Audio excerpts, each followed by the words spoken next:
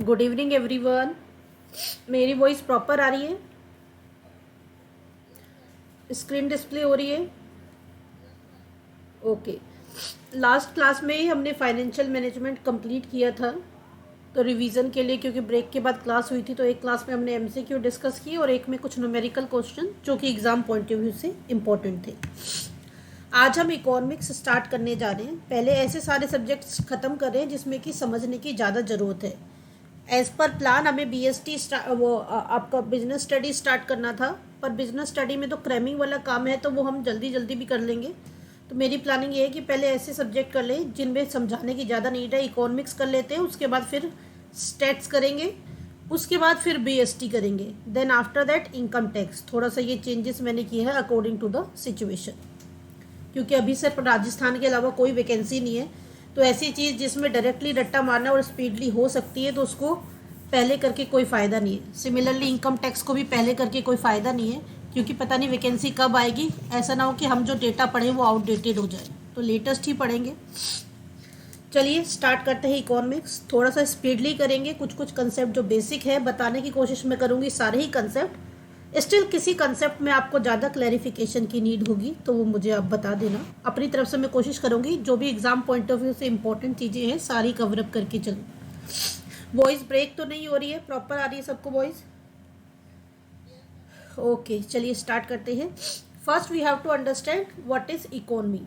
Economy is a system by which people get their living, यानी कि ऐसा सारा सिस्टम जिसमें लोग सरवाइव करते हैं, अर्निंग करते हैं, अपनी रोटी कपड़ा और मकान के लिए काम करते हैं। वो सारी चीज़ें जो सिस्टम है वो क्या कहलाता है? इकोनॉमी। यानी कि हम क्या करते हैं, यहाँ पे एक्टिविटी करके मनी जनरेट करने का काम करते हैं। Broadly economy classified into 3 category. जो वर्ल्ड इकोनॉमी है वो 3 टाइप्स की है: capitalist economy, socialist economy and mix economy. See, capitalist economy क्या होती है?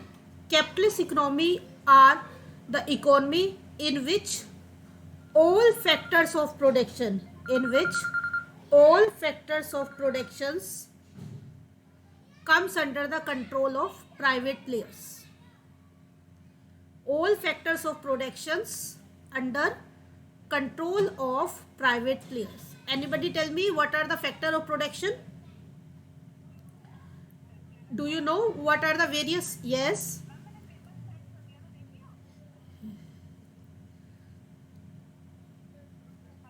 There are 4 factors of production. Tell me the 4 factor of productions. Yes.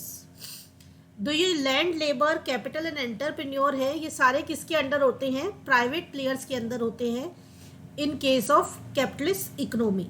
और कैपिटलिस्ट इकोनॉमी को मार्केट इकोनॉमी भी कहते हैं। सोशलिस्ट इकोनॉमी में सारे जो ये land, labour, capital and entrepreneur चारों के चारों फैक्टर्स, बाकी सब इसी में समेशन हो जाता है, किसके अंडर होते हैं? Under the control of government. अब सी, कैपिटलिस्ट इकोनॉमी में जब सारे के सारे फैक्टर्स के ऊपर प्राइवेट प्लेयर्स का कंट्रोल होता है, रोल होता है, तो गवर्नमेंट क्या करती है? सिर्फ रूल्स एंड रेगुलेशन बनाती है। और जो मार्केट की डिमांड एंड सप्लाई है, मार्केट की डिमांड एंड सप्लाई जो फोर्स है, उसकी वजह से इकोनॉमी में अपने आप ही ऑटोमेटिकली बैलेंस बनता रहता है। इसलिए इसको मार्केट इकोनॉमी भी कहते हैं, क्योंकि इसमें डिमांड एंड सप्लाई अपने आप ही बैलेंस क्रिएट करती रहती है। फॉर एग्जाम्पल, अगर किसी चीज़ का प्राइस हाई हो जाएगा तो डिमांड लो हो जाएगी। अगेन, जो सप्लायर है, जो प्रोड्यूसर है, वो अपनी सारी प्रोडक्शन को सोल्ड आउट नहीं कर पाएंगे, तो उनको क्या करना पड़ेगा? प्राइस डाउन करना पड़ेगा, जिसकी वजह से अगेन प्राइस डाउन होने की वजह से डिमांड इंक्रीज हो जाएगी और बैलेंस ऑटोमेटिकली क्रिएट हो जाएगा।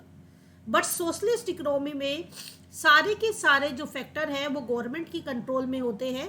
गवर्नमेंट प्लानिंग करती है किसको क्या बिजनेस करना है, किस किस एरिया में करना है, कितनी क्वांटिटी प्रोड्यूस करेगी, यानी कि हर एक चीज़ की परमिशन गवर्नमेंट से लेनी पड़ती है अगर आप किसी भी सोशलिस्ट इकोनॉमी में काम करते हैं। और ये जो गवर्नमेंट है ये फैक्टर्स को यूज़ करती है full welfare of the people, यानी कि जो उनके लोग हैं उनके वेलफेयर के लिए काम करती है, जो भी इकोनॉमी में पीपल हैं। तो इसलिए इसको वेलफेयर इकोनॉमी, प्लान इकोनॉमी भी कहते हैं, क्योंकि इसमें एक सेंट्रलाइज प्लानिंग कमीशन होता है जो ये देखता है कि किस तरह से साल भर के फैक्टर को हमें इंट्रोड्यूस करना है, क्या लॉन्ग टर्म विजन है, मिशन है, ऑब्जेक्टिव है, उसके बेस पे वो डिफरेंट डिफरेंट पीपल में सारे फैक्टर्स को अलॉट किया जाता है। मिक्स इकोनॉमी क्या होती है? कॉम्बिनेशन ऑफ बोथ, यानी कि कुछ फैक्टर्स गवर्नमेंट के कंट्रोल में होते हैं और कुछ फैक्टर्स किसके कंट्रोल में होते हैं? कुछ फैक्टर्स प्राइवेट प्लेयर्स के कंट्रोल में होते हैं। सबसे बड़ा कैपिटलिस्ट इकोनॉमी का क्या कौन सा एग्जांपल है? Anybody tell me, biggest example कौन सा है कैपिटलिस्ट इकोनॉमी का?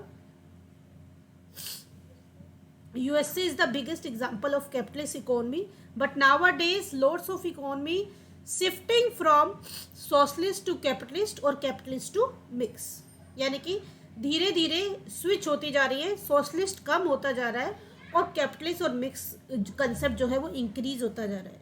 Biggest example of socialist economy, yes, China में देखिए प्लांट है, आप देखते हो गवर्नमेंट का कंट्रोल है, वहाँ पे गवर्नमेंट की मर्जी के बिना कोई मीडिया इन्फॉर्मेशन भी बाहर नहीं आ सकती है, वहाँ पे मीडिया के ऊपर भी गवर्नमेंट का कंट्रोल है, यानी कि सारी चीज़ें गवर्नमेंट के अंडर रहती है, गवर्नमेंट की परमिशन के बिना कोई वहाँ पे कुछ भी नहीं कर सकता है। तो इस तरह की इकोनॉमी क्या होती है? Socialist economy. लेकिन चाइना ने इस परसेप्शन को तोड़ा है कि सोशलिस्ट इकोनॉमी ग्रो नहीं कर सकती। Even though China socialist economy है, लेकिन फिर भी इसने इतना ग्रो किया है जिसकी वजह से वो वर्ल्ड में लीड कर रही है, यानी कि टॉप 5 इकोनॉमी में उसका प्लेस है, और यू कैन से टॉप 3 में चाइना का प्लेस है बीइंग द सोशलिस्ट। क्योंकि सोशलिस्ट में क्या होता है? गवर्नमेंट की कंट्रोल है, तो हर एक डिसीजन मेकिंग में टाइम कंज्यूम होता है। तो बेसिकली इसका बेसिक फंडा पता होना चाहिए। एक आधा एग्जाम्पल आप कर सकते हो या बिगेस्ट एग्जाम्पल कर सकते हो। आपकी मैंने रिवीजन के लिए थोड़ा सा एक्सप्लेन भी कर दिया है। तो बिगेस्ट एग्जाम्पल है ब्रिटेन, यूएसए। अगर हम बात करते हैं सोशलिस्ट इकोनॉमी के जो एग्जाम्पल है वो है चाइना एंड यूएसएसआर। यूएसएसआर क्या है? जो रशियन रेवोल्यूशन के बाद ग्रुप फॉर्म हुआ था। Anybody tell me the full form of USSR? सबने पढ़ा होगा, यस। तो ये ग्रुप फॉर्म्ड हुआ था रशियन रेवोल्यूशन के बाद। इस ग्रुप की जितनी भी मेंबर कंपनी थी, कंट्री थी, सबकी कैसी इकोनॉमी थी? सोशलिस्ट इकोनॉमी थी। और धीरे धीरे बाद में जब इन्होंने स्विच किया कैपिटलिस्ट और मिक्स के लिए, तो इनको ये ग्रुप छोड़ना पड़ा था। बस इससे ज़्यादा इसमें डिटेल में जाने की नीड नहीं है। मिक्स इकोनॉमी दोनों का कॉम्बिनेशन, और बिगेस्ट एग्जाम्पल क्या है? इंडिया। सबसे बड़ी सक्सेसफुल मिक्स इकोनॉमी कौन है? हमारी खुद की कंट्री की। देन आफ्टर दैट इकोनॉमिक्स का कई बार आजकल आप देख रहे हो ट्रेंड चेंज हो रहा है, तो कई बार क्या है, डेफिनेशन कैसे बनी है या किस तरह से फॉर्म्ड हुआ है या कैसे ये वर्ड ओरिजिनेट हुआ, इस टाइप के क्वेश्चन भी आने लगे हैं। अगर हम जनरल डेफिनेशन की बात करें, अभी हमने बात की इकोनॉमी की, अब बात करते हैं इकोनॉमिक्स। दोनों डिफरेंट है।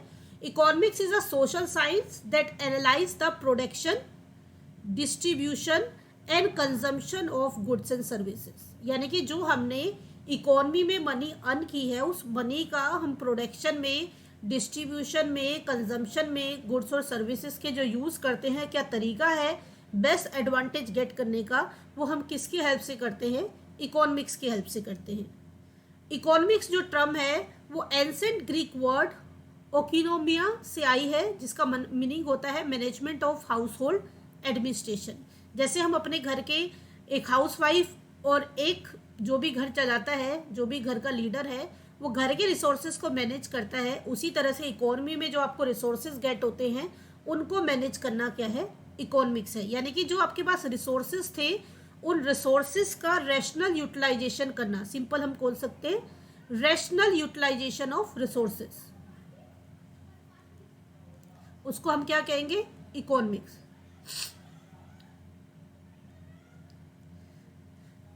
ठीक है। करंट इकोनॉमिक मॉडल जो है वो 19th सेंचुरी में जो मॉडल फॉर्म किया गया था उसको यूज़ करके है। मैं अभी आगे बताऊंगी कि किस तरह से इकोनॉमी की डेफिनेशन जो है अराइज हुई है। यहाँ पे सिर्फ ये जानिए कि इकोनॉमिक्स क्या है। प्रोडक्शन, डिस्ट्रीब्यूशन, कंजम्पशन से रिलेटेड है, गुड्स एंड सर्विसेज के। ये एंसेंट ग्रीक वर्क और इकोनॉमिया से आया है, जिसका मतलब है management of household resources. 19th century के मॉडल को अभी तक हम मॉडिफाई करके अडॉप्ट करते आ रहे हैं। किस तरह से ये जो डेफिनेशन है इकोनॉमी की अराइज हुई, बहुत सारी डेफिनेशन है, but These four are most important definition from exam point of view. First one is economics as a science of wealth. ये definition जो है एडम स्मिथ ने दी है. एडम स्मिथ ने कहा कि economy as a science of wealth means economics वो तरीका है जिससे कि हम पैसा जनरेट करना सीखते हैं. यानी कि कोई भी तरीका हो, लीगल हो, इलीगल हो, एक्सप्लॉयटेशन करके आप कर रहे हो, जिस भी तरीके से आप मनी जनरेट करते हो वो इकोनॉमिक्स है. लेकिन क्योंकि इसमें सिर्फ पैसे के ऊपर फोकस किया गया है, अर्निंग के ऊपर फोकस किया गया है, प्रॉफिट मैक्सिमाइजेशन के ऊपर फोकस किया गया है, तो इसमें क्या है बहुत ज़्यादा जो एम्प्लॉय थे उसका एक्सप्लॉयटेशन हुआ. क्योंकि यहाँ पे उनको प्रॉपर रेमुनरेशन, प्रॉपर सैलरी ना देके ज़्यादा से ज़्यादा उनका एक्सप्लॉयटेशन करके कंपनीज क्या करती थी, प्रॉफिट जनरेट करती थी. तो इस ग्राउंड पे इसको क्रिटिसाइज किया गया और इस डेफिनेशन को मॉडिफाई किया गया प्रोफेसर एल्फ्रेड मार्शल ने. प्रोफेसर एल्फ्रेड मार्शल ने कहा economy is a science of material wellbeing. यानी कि इकोनॉमी का मतलब मनी जनरेट करना जरूर है but take care of the human factor of any economy. यानी कि ह्यूमन बीइंग के बिना कोई भी इकोनॉमी रन नहीं कर सकती. तो आप ह्यूमन फैक्टर को वेलफेयर करते हुए मनी जनरेट करो. यानी कि उनको प्रॉपर वर्किंग कंडीशन प्रोवाइड करो, उनको फेयर रेमुनरेशन प्रोवाइड करो, then generate money if you want to survive for long period of time. तो ये प्रोफेसर मार्शल ने इस डेफिनेशन को क्या कर दिया, मॉडिफाई कर दिया. देन ये लॉइन रॉबिन्स ने कहा economy is a science of choice making. देखिए ये बहुत ही पॉपुलर डेफिनेशन है. इसी से सबको समझ आया कि इकोनॉमिक्स की स्टडी क्यों करनी चाहिए, इकोनॉमिक्स को आपको क्यों पढ़ना चाहिए. क्योंकि रॉबिन्स ने कहा कि भाई economy is a science of choice making. हमारे पास लिमिटेड रिसोर्सेज हैं, अनलिमिटेड वांट्स हैं, रिसोर्सेज के अल्टरनेटिव यूजेस हैं, जिसकी वजह से हमें अपनी लाइफ की हर एक फेज पे चॉइस करना पड़ता है. तो बेस्ट चॉइस मेकिंग के लिए हमें इकोनॉमिक्स की स्टडी करनी चाहिए कि किस तरह से हम वेरियस अल्टरनेटिव में से अपनी सिचुएशन के हिसाब से बेस्ट ऑप्शन चूज करें, अपने रिसोर्सेज को बेस्ट यूटिलाइज करें. तो जो हमने बात की है 19th सेंचुरी के मॉडल की, वो रॉबिन से बहुत ज़्यादा प्रभावित है. इन्हीं से प्रपाउंड होके इसी के बेस पे लोगों को समझ आया why economics is important for the survival of any economy. Then after that Samuelson ने थोड़ा सा मॉडिफाई किया डेफिनेशन को और ऐड कर दिया economy as a science of dynamic growth and development. यानी कि आपने पैसा कमा लिया, वेलफेयर टेक केयर कर लिया, आपने चॉइस मेकिंग कर ली, बट अगर आप लॉन्ग पीरियड तक सर्वाइव करना चाहते हो it is necessary that your economy is growing continuously and developing continuously. यानी कि इकोनॉमी में ग्रो होना चाहिए, उसमें प्रोडक्शन इंक्रीज होनी चाहिए, सर्विस इंक्रीज होनी चाहिए, उसकी क्वालिटी अपलिफ्ट होनी चाहिए. तो वो सारी चीज़ें भी होनी चाहिए, तभी कोई भी economy long period of time के लिए सर्वाइव कर सकती है. तो आपको क्या ध्यान रखना है इसमें, मेन डेफिनेशन में क्या चीज़ है, बस एक सेंटेंस में उसका मीनिंग पता होना चाहिए. किसी भी टाइप से क्वेश्चन पूछे आप बता सकते हो. कौन सी डेफिनेशन किसने दी है वो पता होना चाहिए. यानी कि नाम के साथ एटलीस्ट ये 4 डेफिनेशन तो आपको मेमोराइज करनी पड़ेगी for exam point of view. If anybody have any question तो आप पूछ सकते हैं. अभी तक किसी का कोई भी क्वेश्चन है तो, किसी का कोई क्वेश्चन नहीं है तो आगे बढ़ते हैं. If anybody have any question then you can ask. Okay, then after that concept of micro and macro economics. Micro economics means individual unit. The study of individual unit is called microeconomy. The study of all individual units together, उसको हम क्या कहेंगे, macro economics. यानी कि macro क्या है, broader term है as compare to micro. Micro में आप इंडिविजुअल यूनिट यानी कि एक पर्सन की डिमांड, एक फर्म की डिमांड, मार्केट की डिमांड, कॉस्ट, प्रोडक्शन, ये सारे कंसेप्ट आप कहाँ स्टडी करते हो, माइक्रो में, स्मॉल लेवल में. अगर आप मैक्रो की बात करते हो, हम इन्फ्लेशन स्टडी करते हैं, बैलेंस ऑफ पेमेंट स्टडी करते हैं, नेशनल इनकम स्टडी करते हैं, वो सब किसके पार्ट है, मैक्रो इकोनॉमी की. तो हमें ये पता होना चाहिए, लिस्ट पता होनी चाहिए कि माइक्रो इकोनॉमी में हम क्या स्टडी करते हैं और मैक्रो इकोनॉमी में क्या स्टडी करते हैं. तो जो भी हमारा demand, supply, cost, production, utility, monopoly से रिलेटेड फंडे, जो भी हमारे पास ये सारी चीज़ें हैं, रेवेन्यू से रिलेटेड, वो सब क्या है, माइक्रो कंसेप्ट. और इन्फ्लेशन, से रिलेटेड, बैलेंस ऑफ पेमेंट से रिलेटेड, नेशनल इनकम से रिलेटेड, एम्प्लॉयमेंट प्रॉब्लम से रिलेटेड, बैलेंस ऑफ पेमेंट से रिलेटेड, बिजनेस साइकिल से रिलेटेड, वो सारे फंडे कहाँ आते हैं? मैक्रो इकोनॉमिक्स में।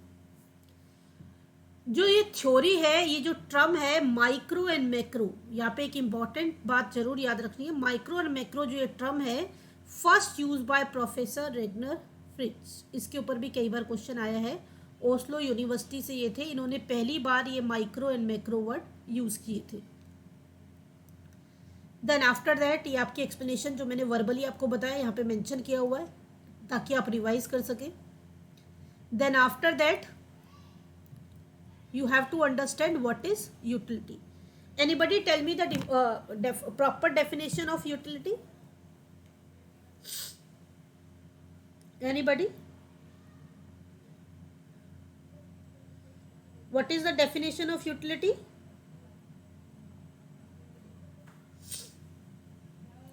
Utility is want satisfying power of a commodity.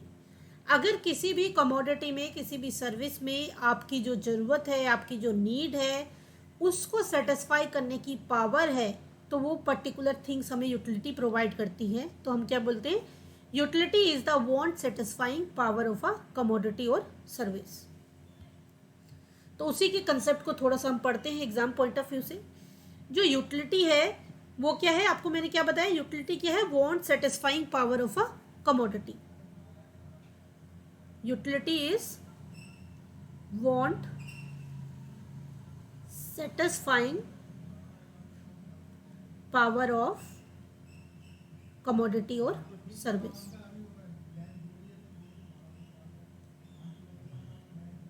अब इस कंसेप्ट को देखिए, आपने किसी भी चीज को कंज्यूम करके या किसी सर्विस को सर्विस को लेके किस टाइप की फीलिंग की है, आपका सेटिस्फैक्शन लेवल क्या है, you can't quantify that, you are not able to quantify your utility. But economy में हमें बहुत सारे डिसीजन मेकिंग करने हैं, तो उस डिसीजन मेकिंग की वजह से जो यूटिलिटी है, जो सेटिस्फैक्शन है, उसको क्वांटिफाई करने की कोशिश की गई ताकि वो जो नंबर है वो डिसीजन मेकिंग में हेल्प करे। इसके लिए दो कंसेप्ट हैं जो यूटिलिटी को क्वांटिफाई करने की कोशिश करते हैं, जिनको हम कंज्यूमर बिहेवियर अप्रोच भी कहते हैं। कंज्यूमर बिहेवियर अप्रोच, और यू कैन से the various way of dealing with utility. तो दो अप्रोच हैं, एक है कार्डिनल यूटिलिटी अप्रोच और एक होती है ordinal utility approach. Cardinal utility approach propound की थी प्रोफेसर मार्शल ने, और जो ऑर्डिनल यूटिलिटी अप्रोच है वो हिक्स एंड एलन ने प्रपाउंड की थी। ये आपको पता होना चाहिए। दूसरा आपको क्या पता होना चाहिए कि इन दोनों के अंदर क्या है। कार्डिनल यूटिलिटी अप्रोच ने क्या किया है, आपकी जो सेटिस्फेक्शन है, जो यूटिलिटी है किसी भी कमोडिटी को कंज्यूम करके या सर्विस को कंज्यूम करके, उस सेटिस्फेक्शन को क्या दिया है, नंबर दिया है। उस सेटिस्फेक्शन को नंबर दिया है, और उस नंबर को क्या कहा है कि आपको इतनी यूटिलिटी मिली है, यानी कि उस नंबर को किससे मेजर करने के लिए कहा है, मनी पेड फॉर कमोडिटी और सर्विस।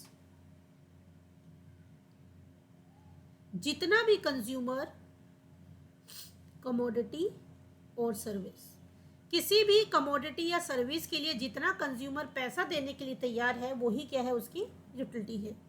सी, आप कोई भी आइटम अगर लोकल मार्केट से खरीदते हो या रोड साइड से खरीदते हो या वैसे मार्केट से खरीदते हो जो कि इतनी पॉपुलर नहीं है, इतना स्टैंडर्ड उसका नहीं है, तो हम वहाँ बार्गेनिंग करने की कोशिश करते हैं, और अच्छी कमोडिटी भी वहाँ पे, या आपको कुछ अच्छा भी मिल रहा होगा आइटम, उसका भी आप पैसा कम से कम देना कोशिश करोगे, क्योंकि आपके माइंड में परसेप्शन क्या है, उसकी वैल्यू डाउन होगी। आप किसी हाई फाई शोरूम में जाओगे, वहाँ पे जो प्रोडक्ट है उसके लिए आप ज़्यादा पे करने के लिए रेडी होते हो, कोई ब्रांडेड प्रोडक्ट है उसके लिए आप ज़्यादा पे करने के लिए रेडी होते हो। यानी कि किसी भी कमोडिटी के लिए जितना कंज्यूमर पे करने के लिए रेडी है, उसको हम क्या कहते हैं, उसकी कार्डिनल यूटिलिटी, यानी कि मॉनेटरी वैल्यू और the value which are consumer ready to pay for a commodity is called the cardinal utility approach. और इसको किस में मेजर किया जाता है, यूटिल में। यानी कि मार्शल के अकॉर्डिंग जो आप यूटिलिटी मेजर कर रहे हो, उस यूटिलिटी की क्या है मेजरमेंट यूनिट, यूटिल। यूटिल 1 यूटिल 2 यूटिल, यानी कि जो मनी है उसके साथ क्या लगा दिया जाता है, यूटिल लगा के उसको कहा जाता है कि ये इसकी मेजरमेंट यूनिट है जैसे बाकी चीज़ों की होती है। इसी तरह से हिक्स एंड एलन ने कहा कि भाई मनी में मेजर करना सही नहीं है, क्योंकि हर एक जो कंज्यूमर है उसकी परसेप्शन अलग होती है। तो उसने क्या किया, उसने सेटिस्फेक्शन को रैंक किया। जो सेटिस्फेक्शन कंज्यूमर को किसी कमोडिटी को कंज्यूम करके गेट होगी उसको क्या किया, रैंकिंग की। इसलिए इसको बोलते हैं ऑर्डिनल यूटिलिटी अप्रोच। यहाँ पे तो नंबर दिया, यहाँ पे first, second, third, fourth, fifth, six, seventh, eighth, इस तरह से नंबर देके सेटिस्फेक्शन की रैंकिंग की। पहले आप देखिए किसी भी प्रोडक्ट को, उसके बाद उसमें देखिए उसकी यूटिलिटी, उसकी सेटिस्फेक्शन के हिसाब से उसको रैंक दीजिए और फिर अपने बजट के अकॉर्डिंग उसको परचेज कीजिए। तो जहाँ पे रैंकिंग की बात आती है वहाँ पे है ऑर्डिनल यूटिलिटी अप्रोच, जो कि हिक्स एंड एलन की है।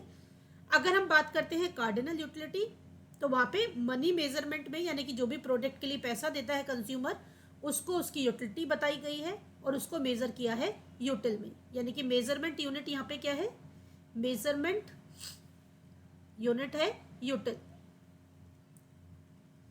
तो आपको ये भी पता होना चाहिए कि मार्शल के अकॉर्डिंग सेटिस्फेक्शन या यूटिलिटी को मेजर किस में किया जाता है, यूटिल में किया जाता है। और जो हिक्स एंड एलन है उसने इसको यूज किया है एक्सप्लेन करने के लिए इंडिफरेंस कर्व एनालिसिस। यहाँ पे जो मार्शल है, मार्शल ने जो कंसेप्ट यूज किया है उसको बोलते हैं law of diminishing marginal utility. अगर आपसे पूछता है law of diminishing marginal utility किसने दिया था, तो वो भी आप क्या लिखेंगे, मार्शल ने। और अगर इंडिफरेंस कर्व अप्रोच की बात करते हैं तो वो किसकी हेल्प से एक्सप्लेन की गई है, ऑर्डिनल यूटिलिटी अप्रोच की। अभी तक किसी को कोई क्वेश्चन हो तो पूछ लीजिए। देन अब हम इसमें इन दोनों का, इंडिफरेंस कर्व और law of diminishing marginal utility का एक्सप्लेनेशन पार्ट करेंगे। देखिए यूटिलिटी यानी कि जो सेटिस्फेक्शन है, मैंने कहा यूटिलिटी होता है want satisfying power of a commodity. एक वस्तु में आपकी ज़रूरतों को संतुष्ट करने का अगर एक फीचर है तो वो आपको यूटिलिटी प्रोवाइड करेगी। अब जो आपको किसी भी कमोडिटी को कंज्यूम करके जो यूटिलिटी गेट होती है उसको आप नंबर नहीं दे सकते, उसको क्वांटिफाई नहीं कर सकते। अगर हम किसी चीज़ को क्वांटिफाई नहीं कर सकते तो हम उसके बेस पर डिसीजन मेकिंग भी नहीं कर पाएंगे। तो इकोनॉमिक्स ने इसको कोशिश किया कि इसको कुछ नंबर दिया जाए ताकि इस कंसेप्ट को डिसीजन मेकिंग में यूज़ किया जा सके। तो उन्होंने दो अप्रोच प्रपोंड किए हैं, एक है कार्डिनल यूटिलिटी अप्रोच और एक है ऑर्डिनल यूटिलिटी अप्रोच।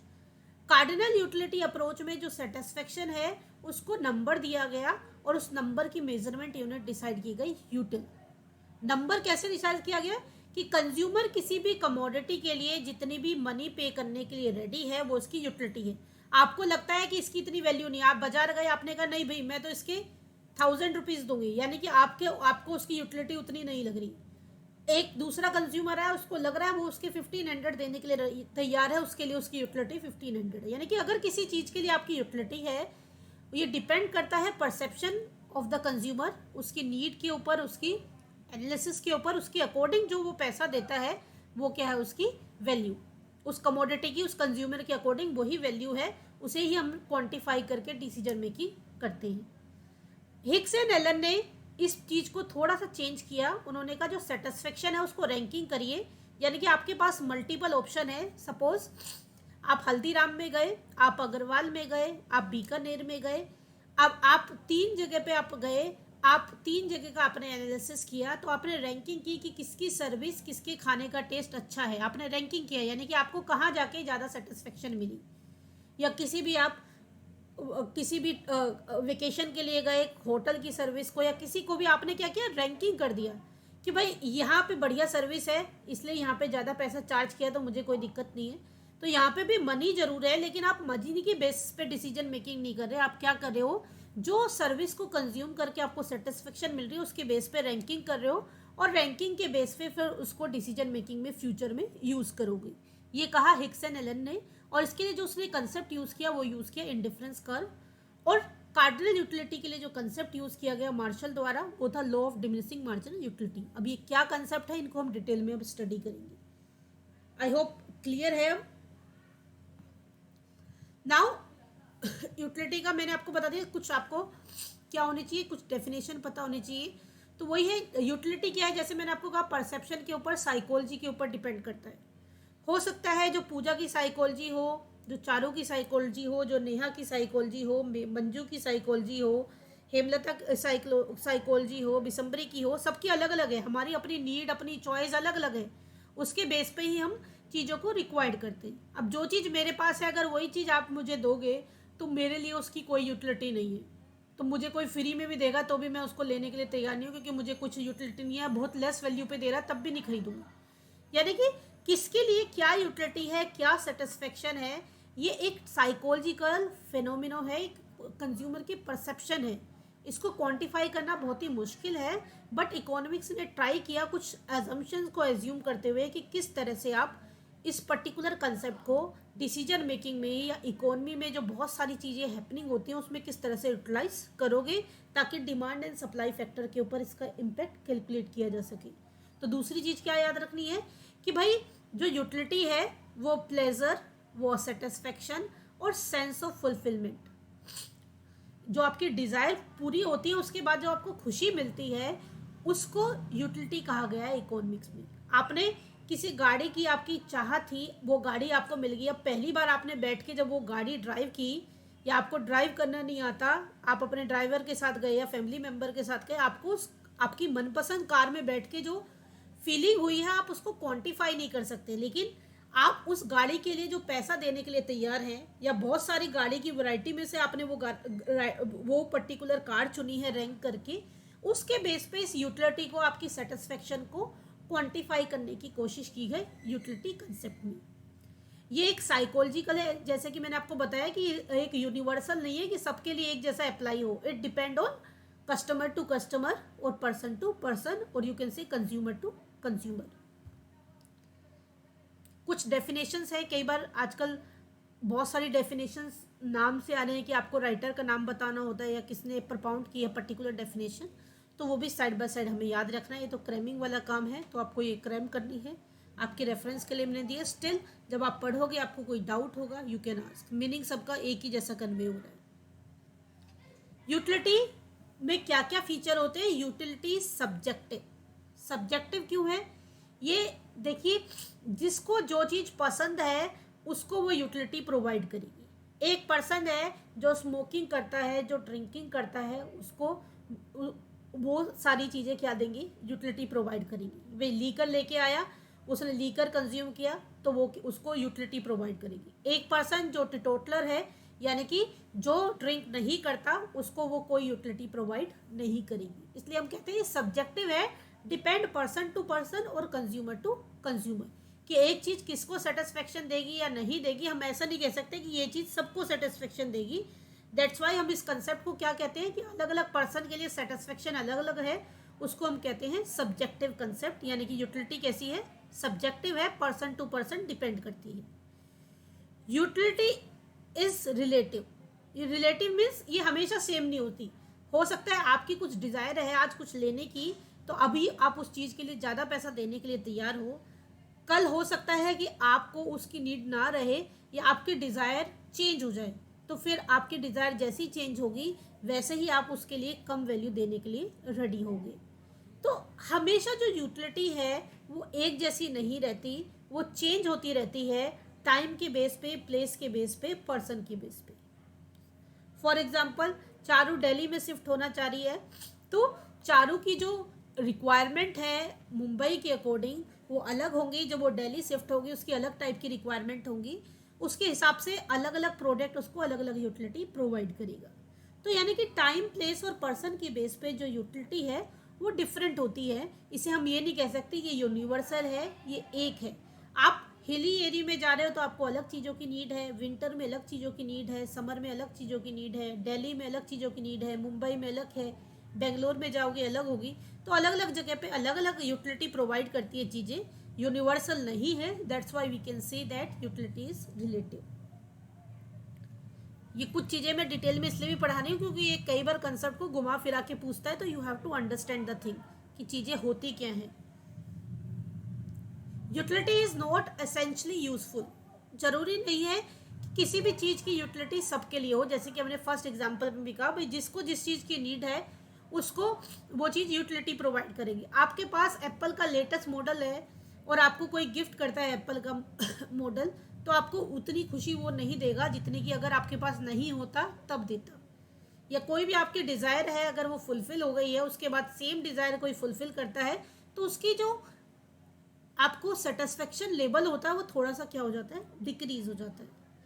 यूटिलिटी का एथिक्स से कोई लेना देना नहीं है। यूटिलिटी एथिकली क्या है, न्यूट्रल है। यानी कि हम ये नहीं कह सकते ये सही है ये गलत है। भाई जिसको स्मोकिंग करनी है, जिसको ड्रिंकिंग करनी है, उसको वो चीज़ यूटिलिटी प्रोवाइड कर रही है तो वो करेगा। तो यूटिलिटी का, सेटिस्फेक्शन का एथिक्स से कोई लेना देना नहीं है। यूटिलिटी के कंसेप्ट को जैसे कि मैंने आपको कहा कि इसमें हम law of diminishing marginal utility और इंडिफरेंस कर्व के बेस पे पढ़ेंगे। तो इसमें यूटिलिटी को 3 पार्ट में डिवाइड किया गया है, इनिशियल यूटिलिटी, टोटल यूटिलिटी और मार्जिनल यूटिलिटी। इनिशियल क्या होती है, स्टार्टिंग यूटिलिटी। टोटल सारी यूटिलिटी यानी कि किसी भी प्रोडक्ट की जितनी भी आपने यूनिट कंज्यूम की है उनसे जो आपको यूटिलिटी मिली है उसका समेशन। पहली यूनिट से यूटिलिटी, दूसरी यूनिट से यूटिलिटी, तीसरी से, चौथी से, कई कई चीज़ों की हम एक से ज़्यादा यूनिट यूज़ करते हैं तो वो होती है टोटल यूटिलिटी।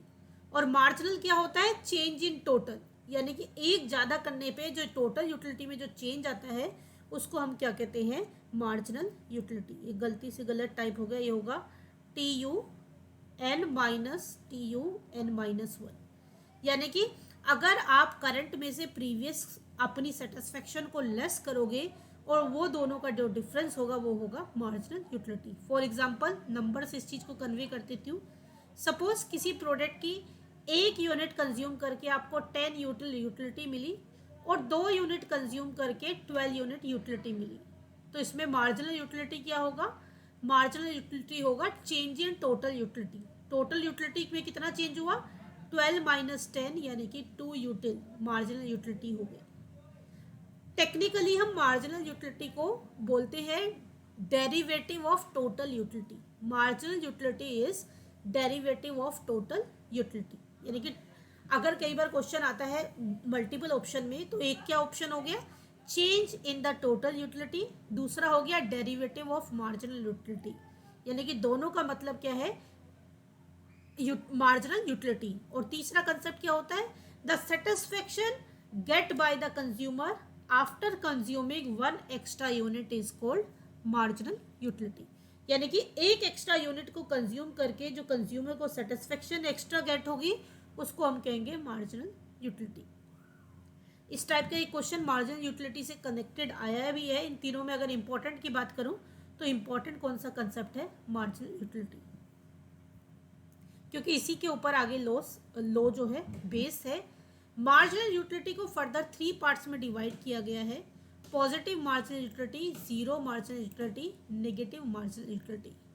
इसको अगर मैं सिंपल वर्ड्स में अपने शब्दों में अगर एक्सप्लेन करूं, if we are consuming the successive unit of a product then the utility derive from 1 extra unit goes on decreasing.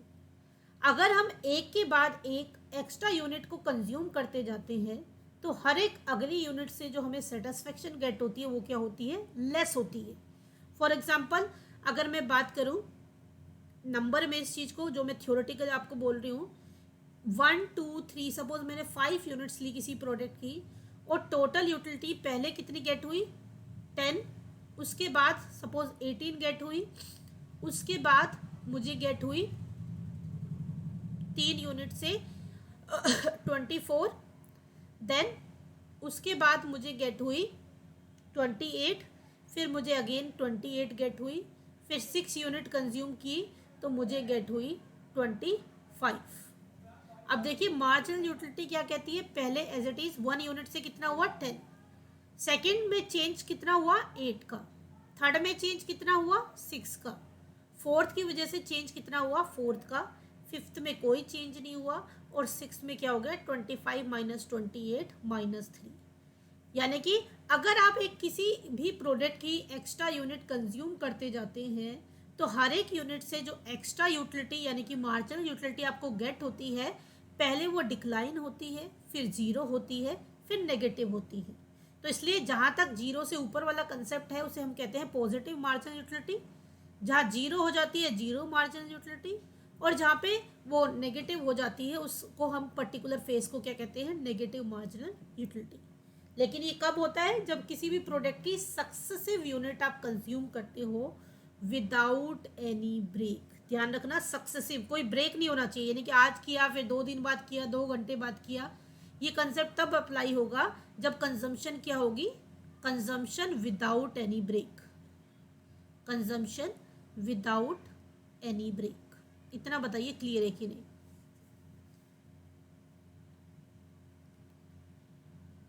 ठीक है, क्योंकि हमें थोड़ा सा पहले पढ़ चुके हो तो कंसेप्ट को ज़्यादा बाकी, तो ये हम पूरे 15 दिन में कराते हैं, एक एक कंसेप्ट को क्लियर करते हैं, बट मैं सिर्फ ओवरव्यू लेके चल रही हूँ, क्योंकि उस तरह से करेंगे तो 1 साल चाहिए पूरा सिलेबस करने के लिए, तब भी नहीं हो पाएगा, इतना कुछ है। तो जहाँ पे भी स्टिल आपको फील होता है तो वो मुझसे पूछ लीजिए, और साइड बाय साइड कोशिश करिए कि जो भी कंसेप्ट डिस्कस होते हैं आप साथ के साथ पढ़ें भी, ताकि अपने डाउट भी साइड बाय साइड मुझसे क्लियर करते जाए। चाहो तो एनसीईआरटी से ही पढ़ना शुरू कर दो, इकोनॉमिक्स की जो बुक है 11th में आ गया अब माइक्रो इकोनॉमी, तो एनसीईआरटी की माइक्रो इकोनॉमी की बुक ही सबसे पहले पढ़ लो।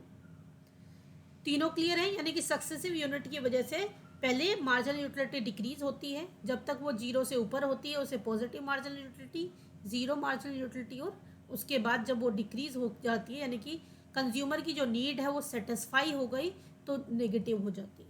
तो यानी कि आप, अगर मैं normal objective point of view से इसमें बात करूं तो आपसे क्वेश्चन ये हो सकता है कि नेगेटिव मार्जिनल यूटिलिटी कब होती है, जब कंज्यूमर की नीड क्या हो जाती है, सेटिस्फाई। कंज्यूमर नीड अगर सेटिस्फाई हो जाती है तो उसके लिए उस पर्टिकुलर प्रोडक्ट की यूटिलिटी क्या हो जाती है, नेगेटिव।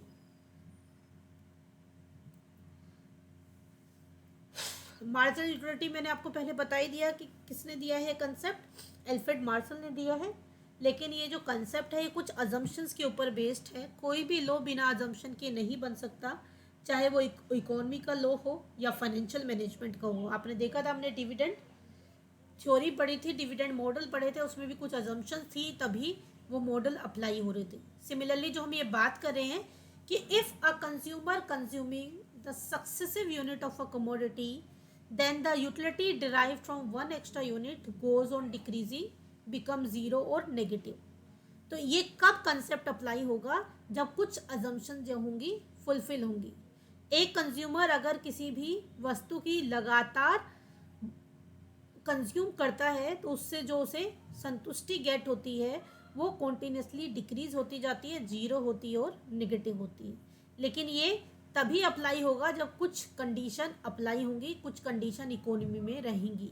पहली कंडीशन है कार्डिनल मेजरमेंट ऑफ यूटिलिटी, यानी कि आपको जो सेटिस्फेक्शन गेट हो रही है उसको आप कार्डिनल नंबर यानी कि क्वांटिफाई कर पा रहे हो, तब ये कंजम्पशन, तब ये तरीका अप्लाई हो सकता है। और क्वांटिफाई करने के लिए हमें क्या यूनिट यूज़ की है, money is the measurement road of utility, क्योंकि मार्शल ने मनी को ही बताया कि कंज्यूमर किसी भी प्रोडक्ट को जितना भी पैसा देने के लिए तैयार है प्रोडक्ट के लिए, वही क्या है, उसकी यूटिलिटी है। Then consistency of the marginal utility of money, इसको थोड़ा सा ध्यान से समझना। हर एक यूनिट से आप एक जैसा खरीद सकते हैं, marginal utility of money remain constant. ऐसा नहीं है कि शुरू में जो आपके पास 1000 रुपीज़ थे उससे आपने ज़्यादा परचेज किया, नेक्स्ट से आपने कम किया। आपकी जो मार्जिनल यूटिलिटी मनी की है वो कांस्टेंट होनी चाहिए, उसमें कोई चेंज नहीं होना चाहिए, यानी कि हर एक यूनिट से बराबर प्रोडक्ट को आप परचेज करोगे। लेकिन ऐसा सच नहीं है। आप मार्केट में जाते हो, जब आप बल्क में परचेज करते हो तो ऑब्वियसली आपको क्या मिलती है, कुछ चीज़ें चीपर रेट पे मिल जाती हैं, तो जितना ज़्यादा एक्स्ट्रा खरीदते हो उतना ही पर यूनिट कॉस्ट क्या हो जाती है, डिक्लाइन हो जाती है। लेकिन मार्शल का कंसेप्ट तभी अप्लाई होगा और अगर हर एक यूनिट की वैल्यू क्या रहेगी, सेम रहेगी। ये बताइए कंसेप्ट क्लियर है कि नहीं। यानी कि मार्शल के अकॉर्डिंग जो मनी की मार्जिनल यूटिलिटी है, यानी कि हर एक अगले पैसे से जो खरीदी जाने वाली वस्तु है, जो प्रोडक्ट है, वो बराबर होना चाहिए, उसमें कोई चेंज नहीं आना चाहिए। Then after that hypothesis of independent utility, यानी कि एक यूटिलिटी का दूसरे से कोई रिलेशन नहीं है, यानी कि वो जो प्रोडक्ट हम यूज़ कर रहे हैं वो कॉम्प्लीमेंट्री नहीं है। कॉम्प्लीमेंट्री मतलब दो तरह की, आपको पता है डिमांड में हम पढ़ेंगे, दो तरह की डिमांड प्रोडक्ट होते हैं। एक होता है सब्स्टिट्यूट प्रोडक्ट और एक होता है complementary product. Anybody tell me what is complementary product?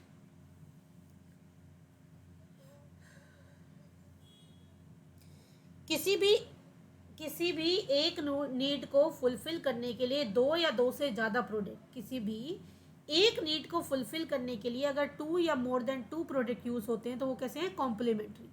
And substitute तो सबको ही पता है, used in place of each other, यानी कि एक की जगह पे जो दूसरी चीज़ इस्तेमाल हो जाती है वो क्या है? सब्स्टिट्यूट। तो यहाँ पे यूटिलिटी में ये कहा है कि जो आप प्रोडक्ट यूज़ कर रहे हो, जो यूटिलिटी यूज़ कर रहे हो, वो एक यूटिलिटी दूसरे पे डिपेंड नहीं करती, दोनों क्या है? इंडिपेंडेंट है, दोनों का अपना खुद का अलग आइडेंटिटी है। देन मार्शल का जो लॉ है उसको सैमुअल्सन ने भी डिफाइन किया है। मार्शल ने कैसे किया है? वर्ड बाय वर्ड थोड़ा सा इसको देख लेना, कई बार इसको भी मॉडिफाई करके क्वेश्चन पूछ लेते हैं। The additional benefit which a person derive from a given increase in stock of things diminishes with the every increase in the stock that is already has. जैसे मैंने आपको कहा कि अगर आपके पास कोई चीज़ है उसमें और चीज़ एड ऑन की जाएगी तो हर एक एक्स्ट्रा जो चीज़ आएगी उसकी वैल्यू क्या होती जाएगी? डिक्लाइन होती जाएगी।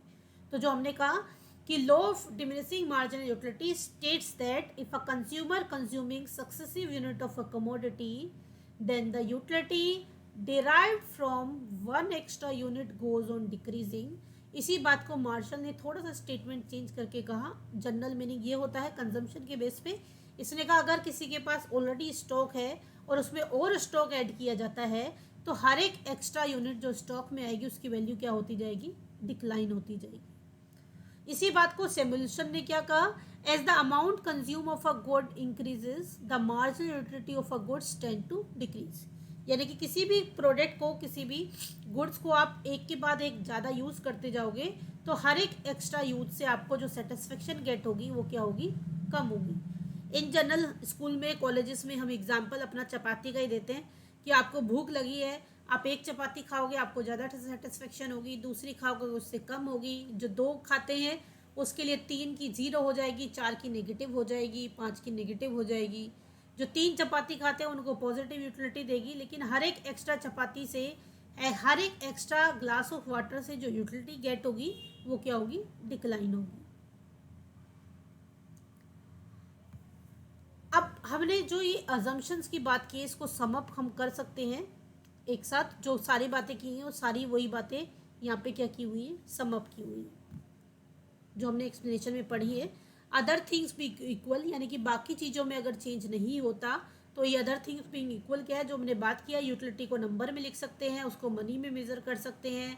हर एक जो यूटिलिटी है, मार्जिनल यूटिलिटी मनी की कांस्टेंट है, हर एक प्रोडक्ट की यूटिलिटी इंडिपेंडेंट है। तो वो सारी चीज़ें क्या हैं? आपकी assumption of diminishing marginal utility.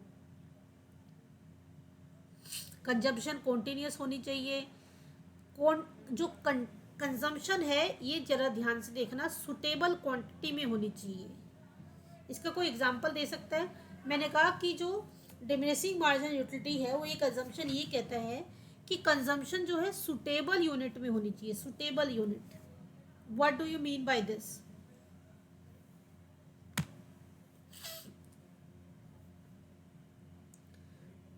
अगर आपको प्यास लगी है और मैं आपको चम्मच से पानी पिलाऊं तो हर एक अगली चम्मच आपको यूटिलिटी कम देगी या ज़्यादा देगी? अगर आपको प्यास लगी है और मैं आपको पानी ऑफर करती हूँ चम्मच से तो हर एक एक्स्ट्रा जो स्पून आपको दी जाएगी वो आपको यूटिलिटी ज़्यादा प्रोवाइड करेगी या कम प्रोवाइड करेगी? एनीबडी?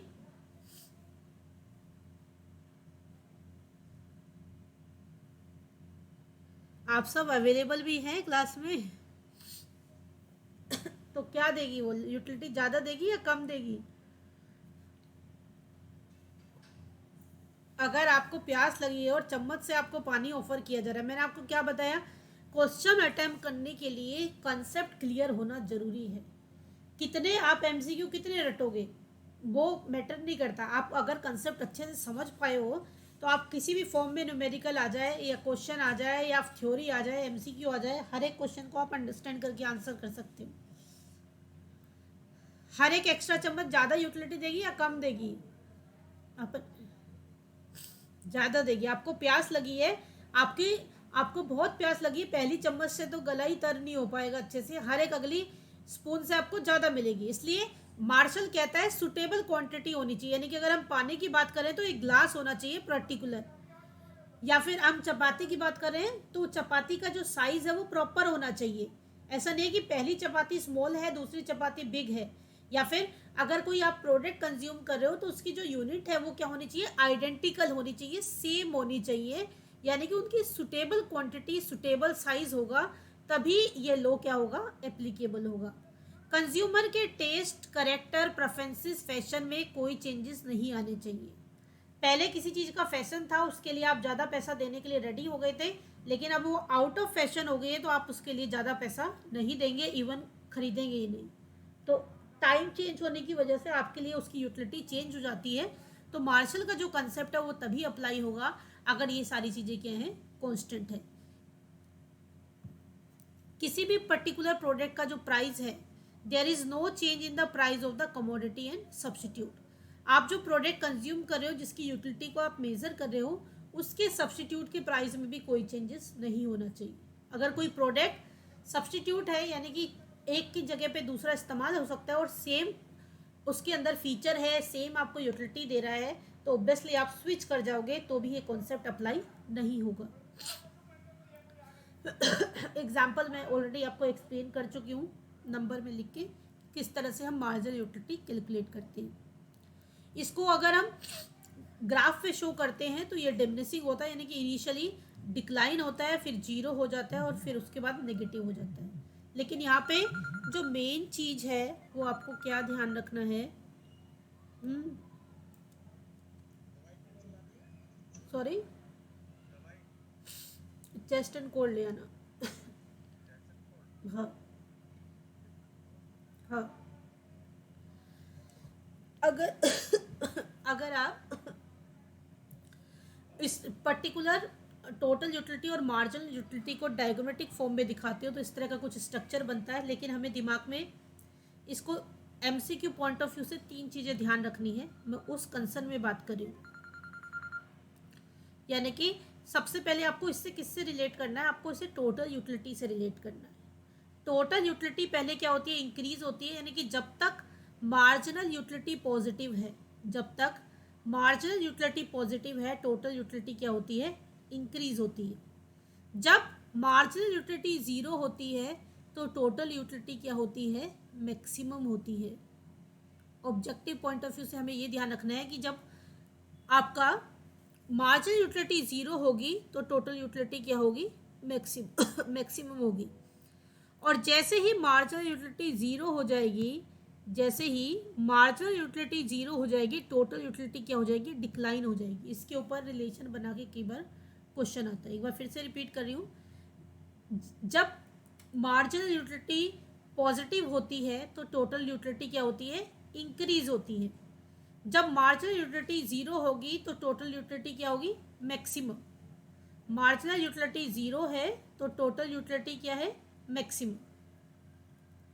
और अगर मार्जिनल यूटिलिटी नेगेटिव हो जाती है, मार्जिनल यूटिलिटी नेगेटिव हो जाती है तो टोटल यूटिलिटी क्या हो जाती है, डिक्रीज।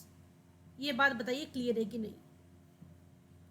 इसका भी टेबल मैं ऐड कर दूंगी आपको नोट्स भेजने से पहले। आई थिंक मैंने टेबल ये ऐड नहीं किया है। हाँ बोलो। हाँ कुछ भी खाना ऑर्डर करो।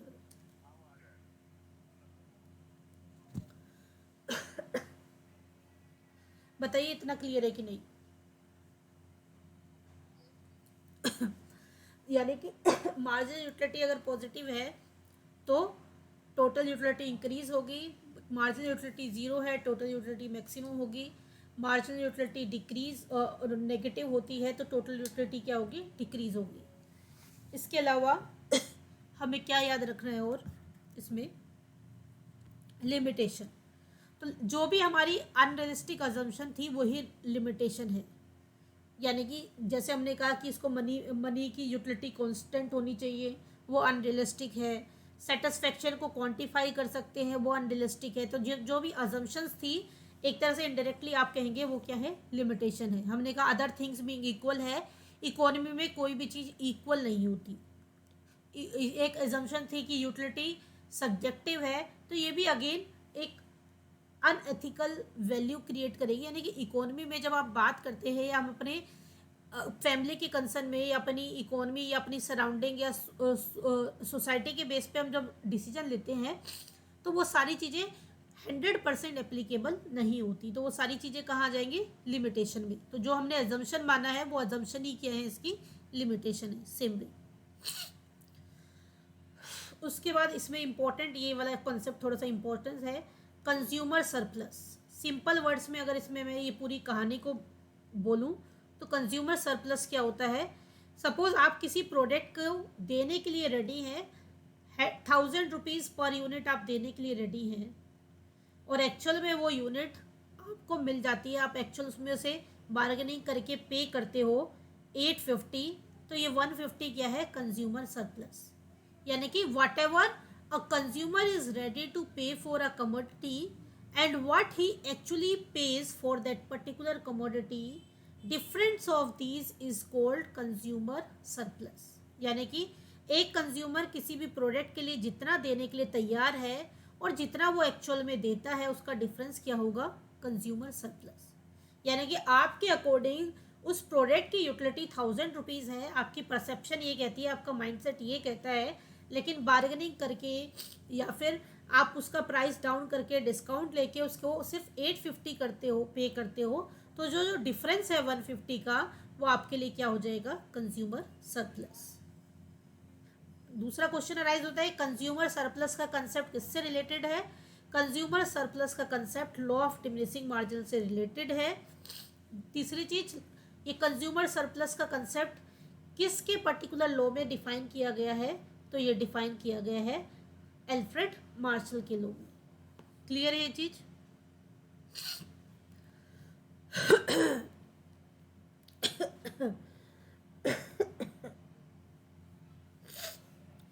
सी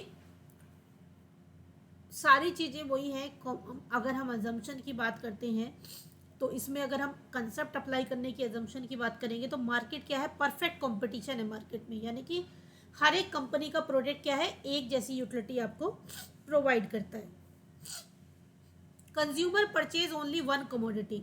अब आप क्या है, कॉम्बिनेशन नहीं परचेज करें, आप एक ही कमोडिटी परचेज करें। देखिए आपकी अगर आपको भूख लगी है तो आप राइस भी ले सकते हो, चपाती भी ले सकते हो, सलाद भी ले सकते हो, मिक्सचर लेते हो। आपकी एक नीड है, आप क्लोथ परचेज करने गए, आप डिफरेंट डिफरेंट ब्रांड के डिफरेंट डिफरेंट क्लोथ परचेज कर रहे हो। लेकिन ये कंज्यूमर सरप्लस का कंसेप्ट तब अप्लाई होगा जब कंज्यूमर जो है एक जैसी ही कमोडिटी खरीदेगा। यानी कि अगर आप ज़्यादा क्वांटिटी में चीज़ खरीदते हो तो सामने वाली पार्टी आपको डिस्काउंट देने के लिए, यानी कि कम वैल्यू पे कोई भी प्रोडक्ट देने के लिए रेडी हो जाती है, जिससे आपकी पर यूनिट कॉस्ट क्या हो जाती है, डिक्लाइन हो जाती है। बाकी अगर आप एक एक यूनिट खरीदते हो या कम यूनिट खरीदते हो एक प्रोडक्ट की, तो आपको कंज्यूमर सरप्लस गेट नहीं होता। कमोडिटी का प्राइस क्या है, फिक्स है। Marginal utility of money is constant, और जो कमोडिटी है उसकी यूटिलिटी क्या रहती है, कांस्टेंट रहती है। यानी कि कंज्यूमर सरप्लस में भी मार्जिनल यूटिलिटी कॉन्सेप्ट कांस्टेंट है, और law of diminishing marginal utility में भी क्या है, कांस्टेंट है। इतना ही करते हैं, बहुत ज़्यादा हो जाएगा फिर। इसी चीज़ को हमने यहाँ दिखा रखा है सेम फिगर में कि कंज्यूमर जो देता है और एक्चुअली में जो डिफरेंस है वो क्या है, कंज्यूमर सरप्लस। सिर्फ इसको थोड़ा सा दिमाग में डालना, ज़्यादा आपको डेप्थ में परेशान होने की नीड नहीं है। सिर्फ कंसेप्ट को देख के दिमाग में सेट कर लेना है। जहाँ इम्पोर्टेंट है या जो बहुत इम्पोर्टेंट है वो साइड बाय साइड में आपको बता के चल रही हूँ। नेक्स्ट क्लास में इंडिफरेंस कर्व से स्टार्ट करेंगे, ये मैं यहाँ तक आपके साथ शेयर कर दूँगी। लिमिटेशन भी बार बार बता रही हूँ, इकोनॉमी में जहाँ भी लिमिटेशन की बात आएगी, जो अजम्पशन है वही क्या है, लिमिटेशन है। क्योंकि सारी अजम्पशन अनरियलिस्टिक है जो कि इकोनॉमी में डायरेक्टली अप्लाई नहीं होंगी, तो ऑब्वियसली वही क्या हो जाएंगे, उस पर्टिकुलर लॉ की लिमिटेशन। अभी आज की क्लास से किसी को कोई क्वेश्चन हो तो क्लास ख़त्म करने से पहले पूछ लीजिए। नेक्स्ट क्लास में हम डिस्कस